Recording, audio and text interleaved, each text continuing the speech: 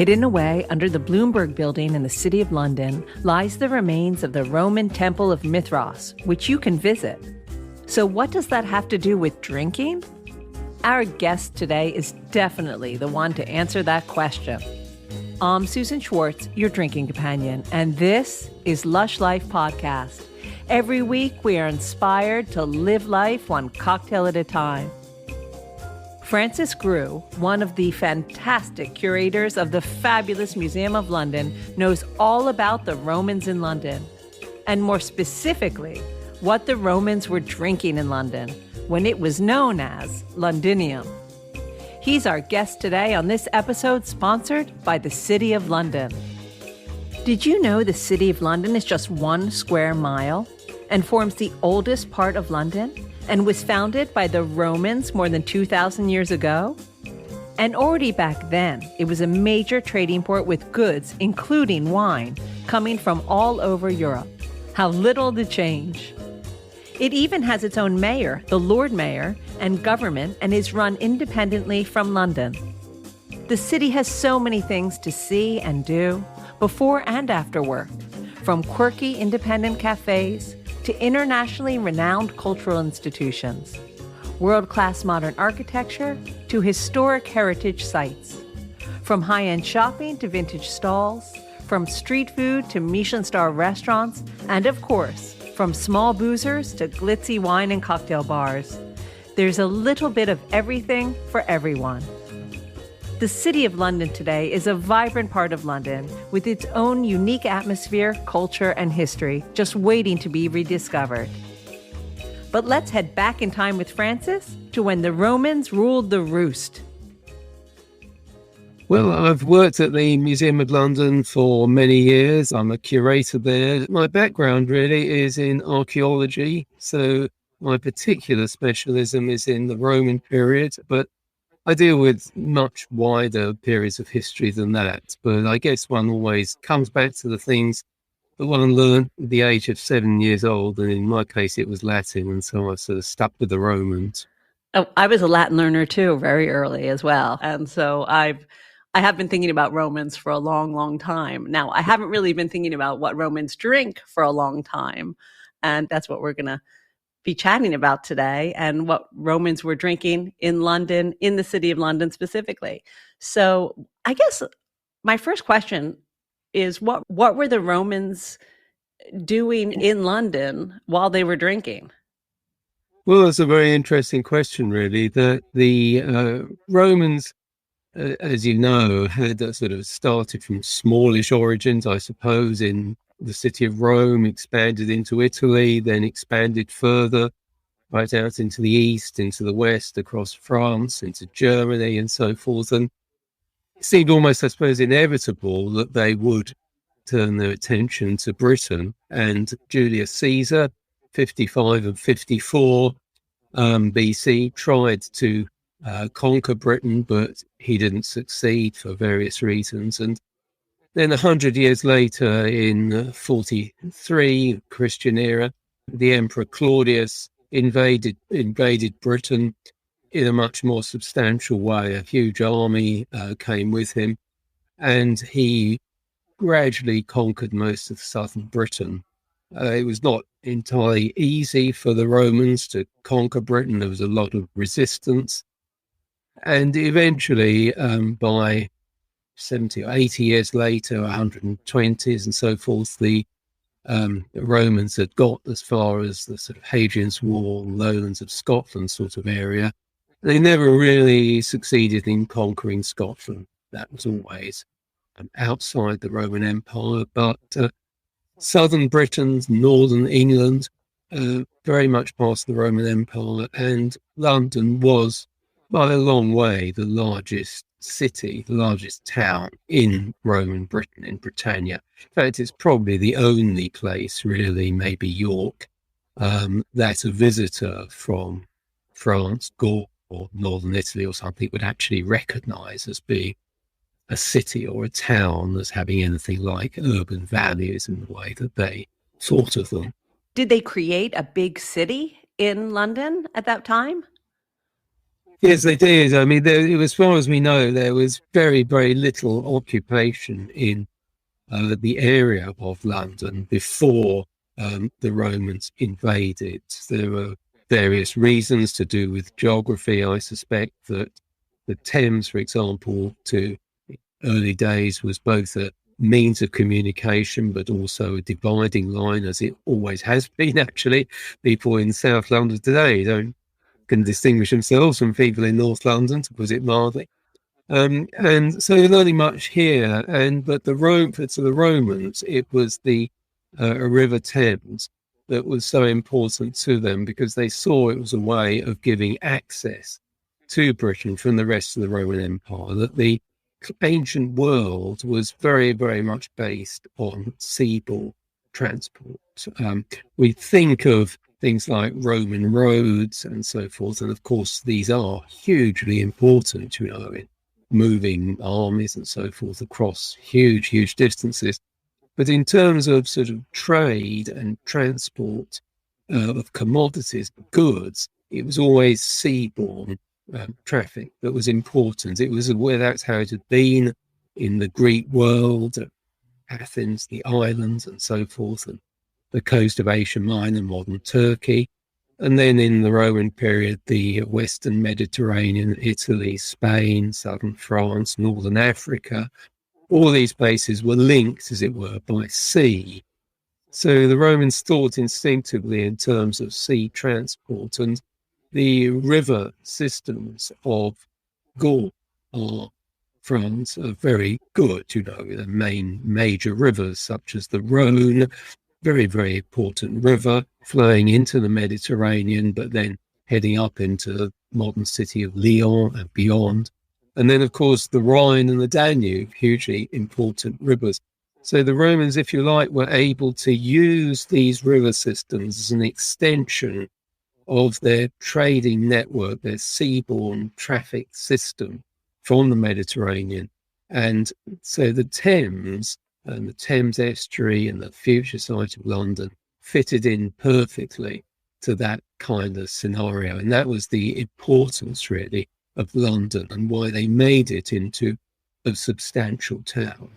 Tourists sometimes can have a bad reputation for wanting to make the place that they are into kind of recognizable to them, and have the foods that they love and the drink that they love. And since we're here to talk about what they were drinking, was it a case that they said, all right, we love what we're drinking at home and we're going to bring that wine here?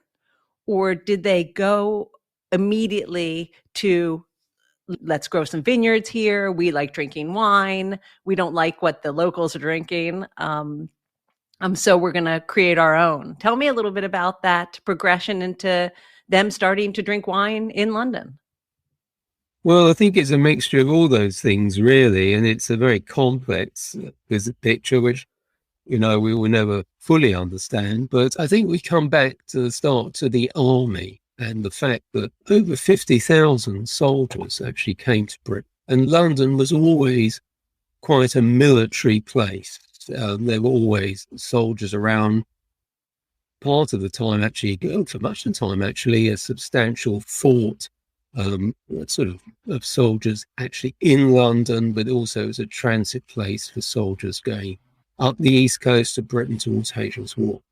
And so these people brought with them, because most of these people in the early stages were incomers. Some of them had come indeed from as far afield as Italy, but many of them had come more from places like Germany and Gaul, France. So Spain, Greece, too, very important. Spain, particularly for cavalry. These people brought with them, if you like, a culture. And that culture in food was very, very strong in that culture. And of course, wine drinking was part of it. And so a huge amount of wine will have been brought into London to supply the army, either for the troops actually garrisoned here in London or for transshipment further away to other Roman garrisons. But of course, the army then had a huge impact because people came to London to work. They were attracted to this centre. Some of them came as forced labour, undoubtedly. Some of them came as slaves, enslaved people. Some of them were free British people who came to London to work here and do things. Some of them will be just work, manual labourers. Some of them will be more than that. And also these people will have married into the incoming population. So London was a hugely cosmopolitan population, not only with, we talked about the military and the British, if you like, but there will also be increasing numbers of merchants, traders, who will be coming in because it was a new market, an attractive market to them. And they were the people who brought olive oil, fish sauce, and of course wine. They traded in it, they dealt with it, supplied the army with these other people. So it was a sort of a change in culture, an introduction, if you like, of a Mediterranean style of cuisine and taste in drinks and everything else, but actually not a direct copy of Mediterranean. That the cuisine would not have been exactly the same as you find in Campania in Pompeii or Rome, for example. It would already have been adapted and converted as it had gone across France and Germany and everything. So it would have been a sort of amalgam of things already when it came into London. But it would have been something fundamentally different from people who had lived in Britain before, Britons, that we know that they drank beer. It was very important to them, but so far as we know, they didn't actually drink wine. I'm no doubt one day maybe somebody will find evidence for it, but at the moment we know about the beer, but wine, no. Although we know actually that they were beginning it before the Romans came to conquer Britain. The elites, and so forth, were beginning themselves to import wine from the continent because it reinforced their status as the top people in their society. So it was something new that came in, part of kind of Roman culture.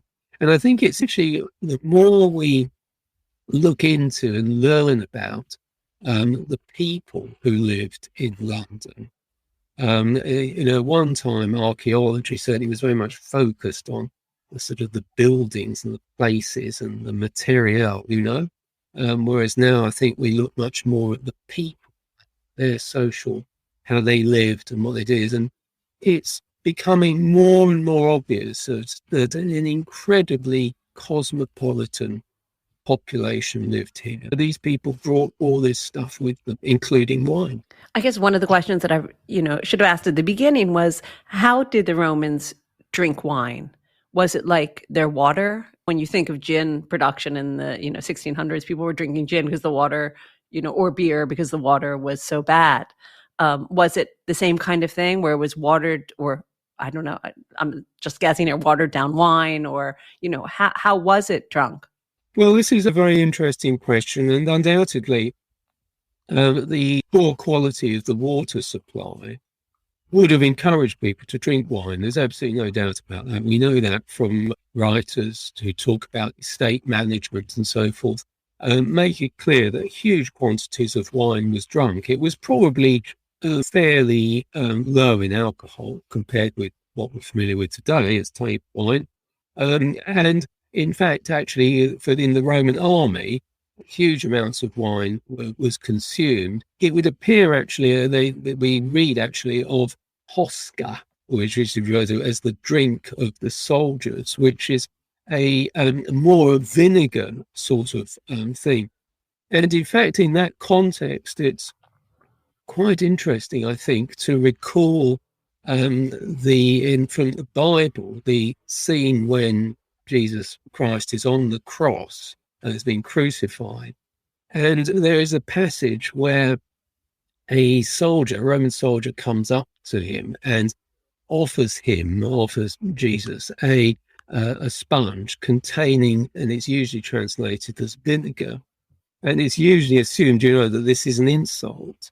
Whereas in fact, actually, I think this is probably, a sign of comradeship, so that is taking pity on Jesus on the cross and giving that. So I think so that interesting, maybe a slight sideline, but I think it shows the quantity that's there. So that's one thing. That's if you like the sort of the ordinary rough kind of country wine which is produced on estates in huge quantities. The other side of the thing, I think, is that there was undoubtedly in the top echelons of society a taste for wine drinking of a very, very different order, and this was people who wanted to collect and drink and indulge in the top class wines. Now, the Romans always believed that their wine had come from Greece.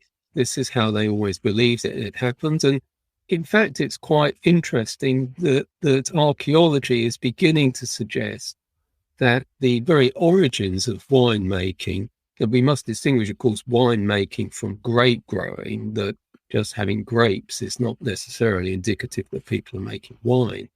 But as far as I can understand it, the archaeological evidence is tending to suggest that the origins of wine come from the Near East, from Turkey, Syria, perhaps further east into Afghanistan, these kind of places, so Iran and so forth, that sort of area, and then it would have come into Greece and then into Italy. And so it may well be that archaeology is kind of supporting what the Romans believed, that in the Greek world there is a huge amount about wine. We know it was hugely important. One only has to go to the British Museum or museums in Athens or where it is, and you will see a huge amount of apparatus, wine cups, big crates, they're called, which are the big bowls for serving wine and so forth. All this was part of the apparatus, and there was a tradition of making very, very fine wines. And the Romans, we've talked about how Britons, if you like, took over Roman culture. Well, before that, of course, the Romans themselves have very much taken over Greek culture. And wine drinking was one of those aspects of the classical culture which they took over. And indeed, Greek wines were very sought after in the Roman period, at the time when we're talking about Roman Britain, or maybe a little bit earlier, but Greek wines are very important. Now, there was one important thing which you alluded to, Susan, actually, which is quite important, and that is in the classical world, wine was normally diluted. And this is why a lot of this kit that you get in the Greek world is for mixing wine with water. It wouldn't be drunk neat. It would be mixed very often with additional spices and herbs and everything like that as well. And then it would be served. And in fact, the Greeks and the Romans, of course, cast scorn, really. They were very scornful of the North Europeans, the Gauls and so forth, because they drank their wine neat. And to them, it was terrible. It was a symbol of barbarity. It's funny that the French and Italian wine drinking, even then, they're competing when it was just being introduced. This is absolutely right, actually. And much of what we know about the real heyday, it seems almost, of the Italian and the Roman wine industry was in the sort of the first century Christian era. And a bit later, but these were the real heyday of it, where we have a lot of information in the poets, writers, and so forth. And in fact, it's becoming quite clear that although the real heartland of Italian wine production was the sort of the Campanian region and to the north, that southern French wines were beginning to be important, and people were beginning to recognize them as something that was, well worth drinking. So coming back to London, and I'm using in quotations English wine or Roman wine found in Londinium, were those grapes brought from what was Gaul or France or Italy then and grown and planted in England, or at that time, obviously, or were there grapes already growing there? Well, we don't really know whether there were grapes actually growing in Britain. There may well have been, but of course, the grapes don't necessarily produce good wine. You know that there's specific varieties of grape that produce decent wine. Now, in London, we've kind of seen this background of how London was a centre for trade and dealing in wine. Interestingly, actually, I mean, it would have been very analogous, actually, to the present London. You know, that London for hundreds of years has been a great centre for trading and dealing. These great firms like Berry Brothers and so forth, Justerini and Brooks, it's great wine dealers in London. And so that is a tradition which has its origins, if you like, in the Roman period. But it was quite clear that in many aspects of culture, the Romans tried, because they were very Roman traders and merchants, were very aware of the costs of transport. We've talked about how the difficulty of bringing stuff from the Mediterranean, so up the river system, so very, very expensive. So they were aware of the costs, and they were always on the lookout for being able to produce it locally. And they were actually very successful in some things. That, for example, they found that they could produce a lot of the pottery for use in the kitchen, you know, particular types of mixing bowls and so forth. Well, they didn't need to import that. They could produce it successfully locally. The higher grade stuff was harder. So that always had to be imported, more desirable it was, more expensive and so on. And it's quite clear now that they made an attempt for the same reasons, the same way, to produce wine locally in Britain as well, in the region of London. And the evidence for this is quite remarkable, actually, because it's very difficult as an archaeologist to identify a vineyard. There have been a couple of vineyards that have one major vineyard, which has been identified in Northamptonshire, I think it's a bit to the north of London. And the archaeologists there found trenches, bedding plots and so forth, where vines had been established and set in the ground. And they also found remains of the juice or whatever it is, you know, these are the grapes that was suitable for producing wine. So we have quite good evidence, but it's very, very rare that you find that. So it was great excitement that one day we were looking through the stores of the museum and we found some very interesting pots, or in fact, wine jars, actually. Now, we looked very carefully at these wine jars, and we know quite a lot about where pottery comes from. We can trace it from the clay fabric. You know, you can go and find the sort of clay, and so you know where it comes from. So we were very, very surprised when we found that these wine jars, which were of types that were normally made overseas in Spain, Italy, France, were made just to the north of London, just near Edgware, which is on the north outskirts of London. So they were made there. And these jars are very, very distinctive. They're very large amphorae, as the Romans called them, and they're in two types. One is like a sort of a huge cylindrical thing with a pointed spike, two small handles, and weighs about 30 kilograms or something. So it's a big thing. It would have carried a lot of wine. Very thick walled. The other is more like a sort of a large pitcher. It's like a very big jar. It's flat based, not spiked.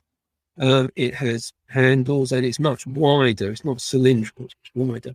So two very different types of amphora, of wine jar. And these relate to two very different traditions and places of making wine. The former, the tall cylindrical spiky one, much more Italian. Well, that's the classic Italian form of wine. The other one, the fatter, squatter, flat-based one, Southern Friend. That's the typical wine jar produced in the areas of Marseille, in particular, huge centre for winemaking in the Roman period, and the Rhone Valley. So very distinctive, two different things. Now, you may say, well, maybe they just made these things in Britain just for decanting wine. They imported the wine and then they just poured it into these things. Well, that is, I suppose, possible, but the evidence from elsewhere in the Roman Empire isn't that at all, really. It's not that these wine jars were always made very, very close to where they produced the wine. They were for transport. They're for primary transport. They're not for decanting and secondary transport. Very often the potteries in southern France and Italy are on the same estates as where they actually produce the wine. So assuming it's that same model, same process in Britain, we have, I think, pretty certain evidence for an attempt to make wine in London, just the north of London. And what I find exceptionally interesting is that there must have been probably at least two winemakers from these two entirely different traditions, the Italian and the Southern Friend, both of whom had come to London and attempted to make their own wine. And to return to your original question, Susan, my guess is that they brought their vines with them. Their vines would be carefully wrapped, transported, and they would be sown in the soil of southern Hertfordshire, North London. Maybe the Romans did it deliberately because they wanted to see, which of these two methods, no doubt they quite possibly had different winemaking methods as well, which of them, if either of them, would be successful better in the British situation. Okay, hopefully you don't hate this question, but being the cynic that I am, I guess, and this kind of leads to how difficult it is to understand wine from an archaeological aspect, is maybe those two style of jugs or amphorae were used to collect oil or something else. Is there a way to find out what was actually inside those? Is there a little scent of grape, or is there some residual stuff? Sorry for my ignorance in the actual words, or should I say archaeological terms you use, but are there remnants of grape residue or something like that says, okay, this was for a drink that was made with grapes? Yes, we talked about how these amphorae are distinctive to areas, and actually the shapes are also very distinctive to the context. So, for example, an olive oil amphora is usually very much larger than the wine amphora. But again, the same principle applied. They were made for transport. They were made very close to where the olive oil was produced. Fish sauce, another important commodity in the Roman period, very, very distinctive shape of amphora from a different region. How do we know about the contents, though, and match them? Well, there are two things. The first is, yes, sometimes we can look at the residues on the inside of these. This is a science which is very much in its infancy, because we're looking as a sort of organic chemistry, and a lot of the kind of the more volatile type thing, like the alcohol, for example, will all have gone, disappeared. But people are beginning to do that, and there have been quite successful identifications of particularly really olive oil rather than wine. One of the difficulties that you have with that, in addition to the chemistry, is that Roman amphorae were generally lined with pit, which probably gave to wine a sort of a Retsina type taste. So we have to bear that in mind.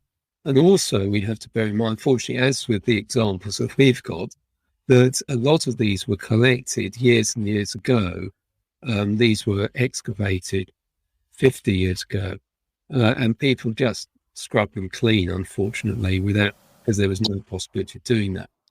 But there is another way we can work on contents, and that's actually been very, very profitable, really. And that is the Romans very helpfully often wrote labels on the outside of the amphoray.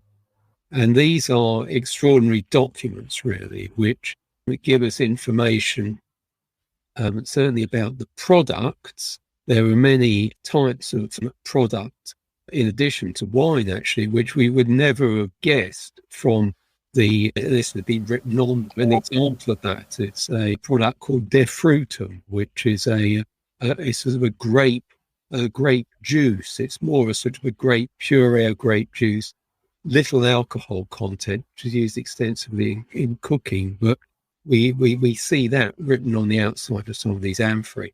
So the writing is very helpful because it tells us the product. It sometimes tells us things about the weight of the product. It tells us where it came from. It tells us about the estate that produced it. And sometimes it tells us about the shipper as well. So people have actually spent their lives kind of analysing these things, which are often found in large quantities on shipwrecks in the Mediterranean. That's been a big source of knowledge of this, with the increase of underwater archaeology. So that's very, very important. So that's how we are able to identify these things. We love those crafty Romans for putting it right on the bottle. Exactly. Now, did they ever put on what grapes they were using to make the wine? Well, I wish that they did. I mean, that's something that we just don't know, actually. The tracing, as it were, from the Roman period through medieval times into something that we would currently recognise and know and identify. To my knowledge, nobody has actually done that yet. It may well be possible, particularly as things as sort of like DNA analysis is increasingly added to it. And it'd be very, very exciting, actually, if that were possible, if you could identify the actual, it actually matches up with Chardonnay or something like that. I know, that would be fab. Now, other than the amphorae and the vessels to cart around the wine, did you find in London, bottles or glasses or things that would show how the Romans drank the wine or enjoyed it? Again, as in the world today, we have utilitarian glassware, bottles and so forth, but at the other end, there are some very luxurious vessels as well, which are very often to do with drinking. And some of these would have been beer glasses. We've talked about how Britons, had a beer industry. We have to remember, actually, that the beer industry continued throughout Roman Britain. In fact, actually, I think it would be fair to say that the Romans were actually here for 4 centuries after all. And towards the end of that period, beer drinking was much more important than wine drinking in Britain. But we're actually talking about the early part of this period. And yes, indeed, we have glassware. We also have ceramic vessels, ceramic beakers. A lot of them, the glasses are quite recognisable in many cases to us as sort of tumbler shapes. We get those. We would be quite happy to drink out of them today. The Romans understood cutting of glass, so we have cut glass tumblers, which are not unlike a sort of a whiskey tumbler, probably be a wine rather than the beer glass. Interestingly, some of them are much more sort of enclosed, sort of little cup-shaped things, really. And we do sometimes get, in the ceramic ones, nice lettering on the outside, which has a sort of a inscription, Be or something, cheers, good health. I love that. Uh-huh. So you do get those as well. They're nice. Now, I remember you telling me, because we met before, that they weren't just drinking wine for fun, but it was also used in their religious practice. Can you just tell me a little bit more about that? Well, that's right. I mean, I suppose in addition to sort of convivial purposes, if you like, the 2 uses of wine actually and alcohol were in medicine. The one thing that we have to remember that sort of a lot of the herbs and so forth would have been actually used for medicinal purposes. And one imagines too that as until quite recent times, before the introduction of chloroform and everything like that, you gave people huge doses of alcohol to knock them out if you're going to amputate their leg or something. So medicinal purposes is important, but also there is the religious purpose, and that, of course, is not entirely separate from the convivial purpose, because we have to think that, after all, in the classical world, there was a god of wine, Dionysus to the Greeks, or Bacchus to the Romans. And we have actually in the Museum of London a couple of rather nice pieces that relates to the god Bacchus. That we have a nice statue group which shows a stone marble statue group which shows Bacchus and his followers, somewhat the worse for drink, actually staggering along, with a vine branch above their heads. We have another couple with a nice little figurine of the god, and another rather nice little silver plaque too, which shows that's not the god himself, or perhaps one of his followers actually, carrying the thyrsus was the sort of wand that was particularly associated with Bacchus, which was like a star, but had vine leaves twirled around the end of the thing. And Bacchus was, very much worshipped and important. Now, he was, of course, celebrated and worshipped for his convivial side, for what he brought. But there was also the side to Bacchus that he was seen as a sort of a liberator. And this goes right the way back into the ancient history, really, of Dionysus and Bacchus. That where the Dionysus was a sort of if one remembers the mythology, making a slightly later appearance than most of the other gods. They had Zeus and all the rest of it for a long time, and then Dionysus appeared. And Dionysus was always seen as being something of an outsider who produced this different element in life, which provided release from the daily life. It also was often seen by the authorities as being something very destructive and dangerous, because under the influence of drink, people could be seen to be stepping outside the normal bounds of civilized behavior. So it was a very big problem for them. It was also a problem, certainly in Greece and also in Italy, actually, when Bacchus made his appearance in Italy in the 2nd, 3rd centuries BC. That he was associated sometimes with women.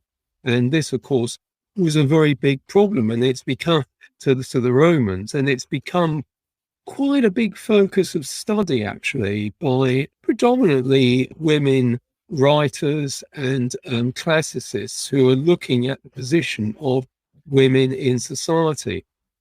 Because it's certainly the case that when one looks back to the original myth of how King Pentheus was torn to pieces, by women under the influence of drink, of Dionysus, followers of Dionysus. And so it's many people now see this actually as a sort of a strong anti-female feeling of predominantly male society, concerned, worried about the release that this new religion is given to women whom they wish to have repressed and keep repressed in their society. So it's very important. And as in many other societies and many other cultures, wine drinking, because of its obvious intoxicating effects, is seen to release the spirit, release the mind, to have closer contact, if you like,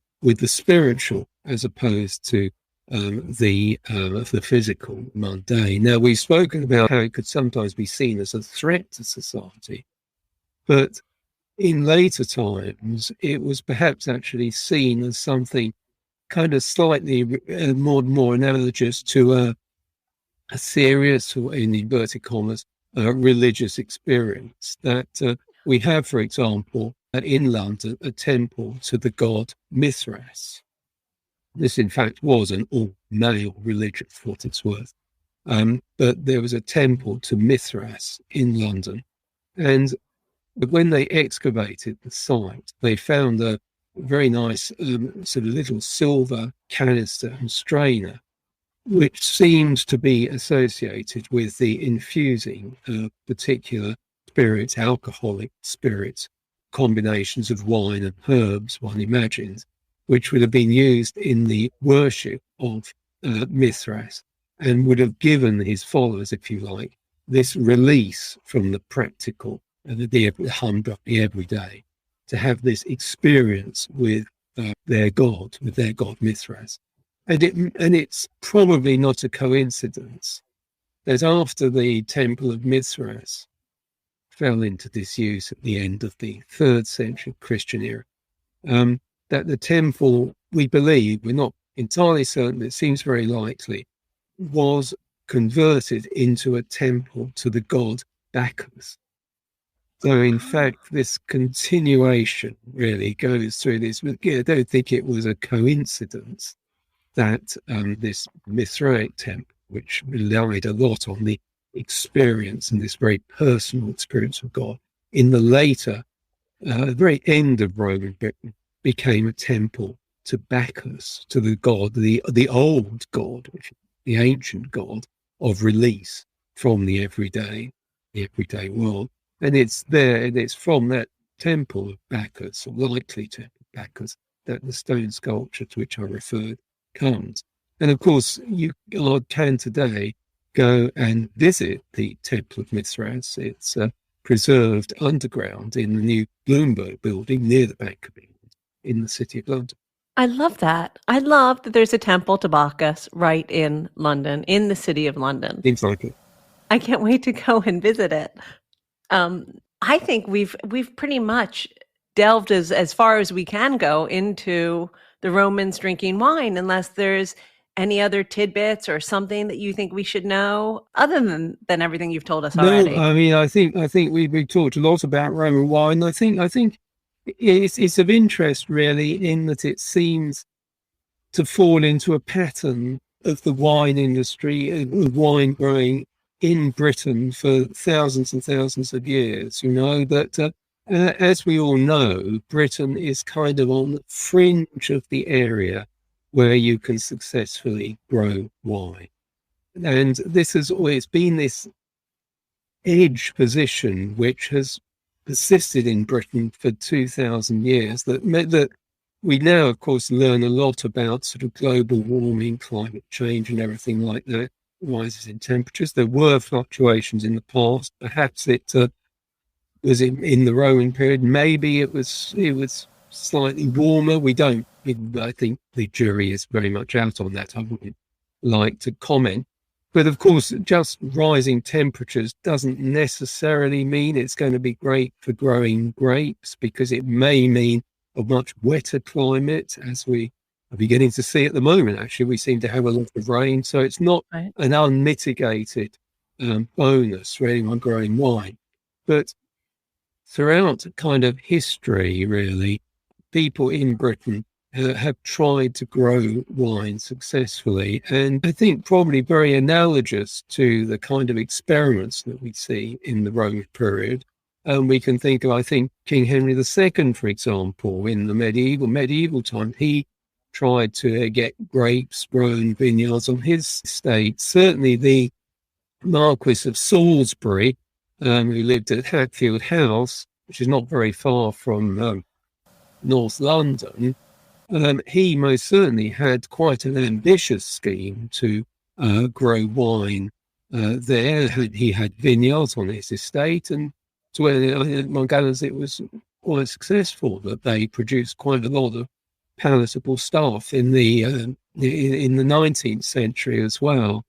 People grew wine. There was actually some wine production, I believe, in South Wales, in the end of the 19th century, which actually found its way into London clubs and so forth. So it must have been quite palatable. So it kind of fits into that. Although I think that we now are kind of at a very exciting time in terms of English wine, because maybe we're helped to some extent by the change in climate, but we're certainly helped enormously by the great scientific improvements in understanding grape varieties and so forth.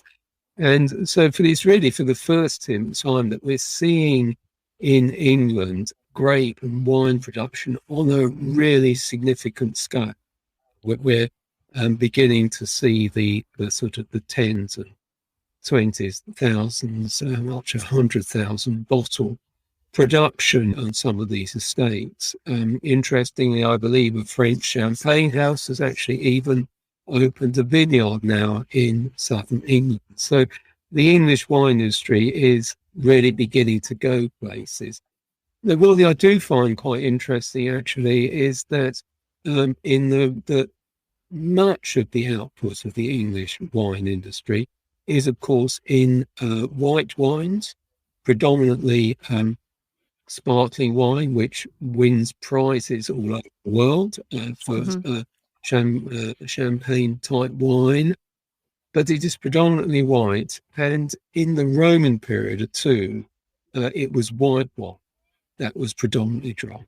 But these great vintages, the Falernian and so forth of the ancient world, were white wines. The great difference, though, is that they were sweet wines, but the grapes would have been grown late and picked late in the season, so very saturated. So they're the opposite of what we have today, but nonetheless, it is a white wine, and I find that a pleasing sort of turning of the circle. Of course, I feel that as well. It's great to think that thousands of years ago, various brothers could have have a shop in the same spot as Berry Brothers has today, and they're making the same thing and selling the same thing. So it has been such a lesson today. I want to thank you so much for your time. And we will all visit you at the Museum of London and see some of those things that you mentioned, plus so many other things. As I said, it's such a fantastic museum. And for all of us who haven't been there for the past 2 years, it's time to start visiting things again. So I know that if I have any more questions about Roman wine, I know who to come to. And again, thank you for being on the show. It's been a pleasure. It's been great fun talking to you. You too. Lovely. Thanks so much to Francis for being on the program. I cannot wait to head down to the Museum of London to check out Bacchus in all his glory. The Square Smile campaign is designed to raise awareness of the benefits of returning to the City of London and face-to-face interaction as firms increasingly give their staff more flexibility on where they locate through hybrid working. It showcases the city's vibrant offerings, ranging from world-class culture, heritage, cuisine, entertainment, retail, architecture, bars, and so much more. Visit www.squaresmile.london for great ideas of places to visit, to see, discover, and drink. We definitely have to toast to Francis and the Romans for our cocktail of the week. Francis's favorite cocktail is an old-fashioned, but we're going to mirror the Romans. They brought wine to London from afar, just like the City of London distillery makes their old-fashioned by using a Blackpool-born sweet mash and sweets that might be popular here, but were created elsewhere first. Our cocktail of the week is the City of London Distillery's Werther's Original Bank Hall Old Fashioned. You'll need the following ingredients: 50 mils of Bank Hall sweet mash, 10 mils of Werther's Original sugar syrup, 1 dash of Angostura bitters, and an orange zest for garnish. To make the Werther's Original syrup, you need 100 mils of water and 10 candies. Just add the water and candy to a pot and heat it over the stove. When the candies have melted, you have Werther's syrup. I don't add extra sugar as I find it sweet enough, but you can always add more. Now place all the ingredients in a mixing glass, add ice, and then stir, stir, stir. Then strain it into a rocks glass with 1 gorgeous piece of ice and garnish with the orange zest. Now, bibere, as the Romans would say. You'll find this recipe, more City of London distillery recipes, and all the cocktails of the week at alushlifemanual.com, where you'll find most of the ingredients in our shop.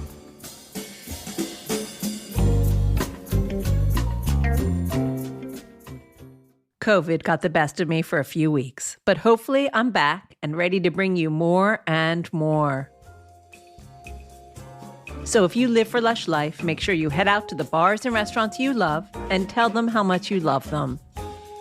Theme music for Lush Life is by Steven Shapiro and used with permission. And Lush Life is always and will be forever produced by Evo Terra and Simpler Media Productions. Which leaves me to say the wise words of Oscar Wilde: all things in moderation, including moderation, and always drink responsibly. Next time, you'll be meeting another fabulous person or persons in the drinks industry. Until that time, bottoms up.